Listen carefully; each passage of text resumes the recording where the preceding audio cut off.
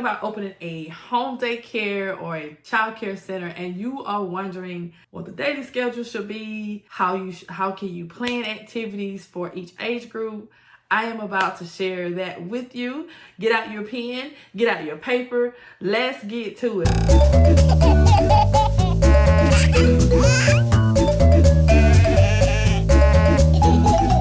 When it comes to your program, one of the first things you do need is a daily schedule, and you want to make sure that you have a schedule. This will help your children to know what is going to expect, what's going to happen, what to expect, and it's going to help your day flow smoothly. When you have a good schedule in place, the children have a sense of belonging. They feel like I belong here, and everything just goes well with the schedule. So you will need a daily schedule that you stick by each day.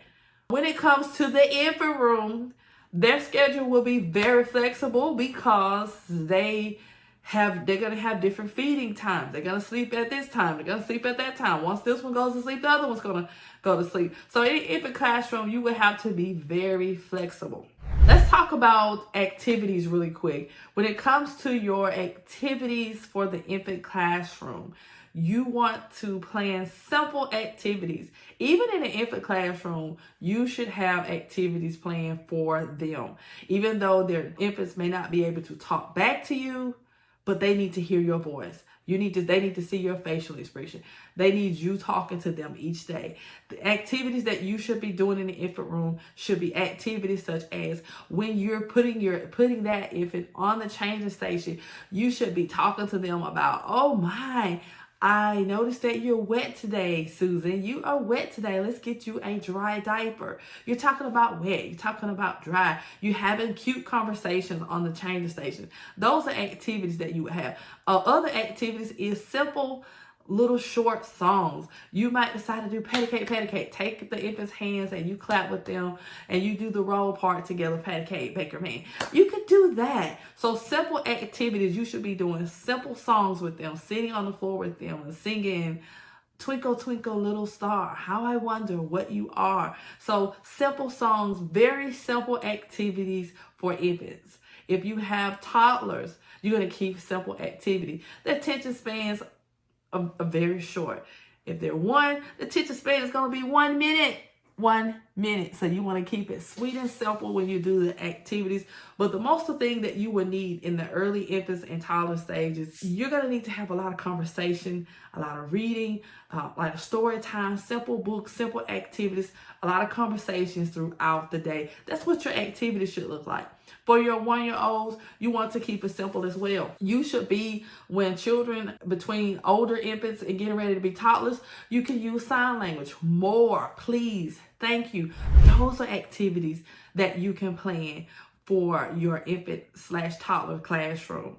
Toddlers, once again, they're starting to have simple words. Me, mine, up, down. Talk about up, talk about down. Simple, keep it very simple. Give them opportunities to have sensory activities are important. You can do things that they can maybe putting on the high chair and just let them play in it. Get in that sensory. Talk about how it feels. Put out sensory activities. This is hard. This is soft. Those are the type of activities that you want to put in your infant/toddler classroom.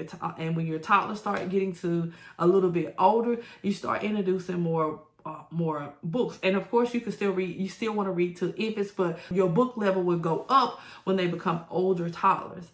Let's talk about your 2 to 3-year-old group. You want to keep activities simple. Remember that the 2-year-old attention span is going to be 2 minutes. The 3-year-old will be 3 minutes, okay? So the attention span is not going to be very long. But you want to, once again, have conversation about what you're doing. You want to make sure that you have a daily schedule throughout the day. Have music time. Have circle time. Have a short circle time. In that circle time, talk about how are you feeling today? Are you happy today? Are you sad today? Talk about those feelings. Show your facial expression. This is what a circle time should look like. This should be in the morning time. You should have morning circle time. And in the morning time, you will come in, you can start out with, how are you feeling today? You could start out with a morning song each day. Good morning, how are you? Or Susan, my students like, Susan's jump up and down. You know, just whatever works. So have a cute little circle time moment. Then you could have after that with your 2 to 3 year olds, and it's gonna be 3 to 4 year olds as well. So I'm gonna go ahead and go to that group. After that, get up and have some movement, creative movement. Talk about what, you know, and then we'll get to that in a little bit. Things and your planning, your lesson plan in just a moment. When you get ready to do your music time, put some good music on, get some instruments. My students love scarves. So these are activities and things that you could do. Scarf dance. Let's do a scarf dance and put on some music. Say, can you put the scarf up high? Can you put it down low? Those are activities that you could do with your 2 to 3 year old and even your 4 to 5 year olds. Also, you want to make sure throughout your day that you have planned outside time. Outside time, you can plan activities for outside time. Activities such as some of the things that my students like to do is just a bucket of water with a paintbrush, and I have a fence, and I'm not sure if you have a wooden privacy fence, but that's what I have. And so the kids will paint on the fence, and they love it. Or they even paint on the playground equipment, and it's okay. So and it's just water. They have a blast with that activity. So you can plan activities outside. You can take bubbles outside for the infants. I'm going back to the infants. I just thought about that. You can take bubbles outside for the infants. They love bubbles, and the toddlers love bubbles. You could take the infants out. You should be taking the infants outside as well. Yes, infants should be going outside. You could take a blanket outside with them. Let them talk about what you hear. Oh, do you hear the birds? Point out different things outside. This is what outside should look like. So children should be going outside each day. Also, give them opportunities to have free play. Your 2 to 3 year old, 4 to 5 year old group, you want to give them opportunity to have free play. Opportunity to go to, you want to set your classroom up where they have a home living area, a science area, a block area, sensory area. Make sure they have different areas in the room if you're able to do that. In home base, you might be a little different, but if you need help with setting it up, book a discovery call. So when it comes to your classroom, you want to have a good setup, and you want to give your students time to pick out things of their choice, and then you can, and I'm talking about the older group, 2 to 3 year olds, infant group. You want to give them time to have free play. You want to also have teacher directed activities where you might sit at the table with them and play a game. Older kids like games such as bingo. So those are other activities that you could do in the classroom. Now let's talk about your curriculum, how you can have a curriculum for your classroom and how you should do your planning. For your curriculum or your lesson planning, there's 2 things that you could do. You could choose to go the route of done for you, or you could choose to go the route of you do it yourself. You have to decide on what's best for your program. For my program, I decided to purchase a curriculum because everything is already in that curriculum. The lesson plan is there all the time. There are times when I will take a turn off the curriculum if the older students are showing interest in something else on the playground, like ladybugs or something. I'll switch the lesson. I'll do a whole lesson on that. And it depends on the children's interest. Okay, so that's how I plan my program. I have a done for you system. Also, I will do a lesson plan. When the children show interest in different things, I will switch the lesson for them.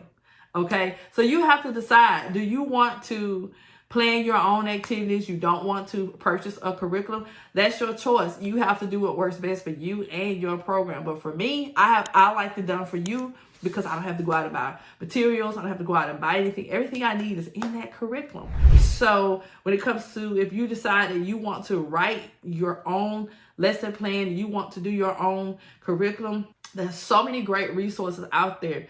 So when it comes to planning your program, you want to make sure that you are sticking to your students' developmental milestones, okay? So for your infants, you want to go to the CDC and find out, okay, what should the infants be doing by 3 months, 6 months, and you want to plan your activities for 3 months or 4 months or 5 months. Plan your activities for 3-year-olds, and you want to make sure that your lesson plans are age appropriate. You want to find out what the developmental milestones are, and that's how you're going to plan your activities. In your planning, you should have a little bit of circle time.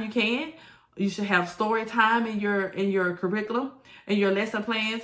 You should have a little bit of music, have a little bit of art in your lesson plan. Even if it can do a little smaller activity. With your older kids, you definitely can do a lot of art. You can also have a little bit of sensory play, fine motor, large motor.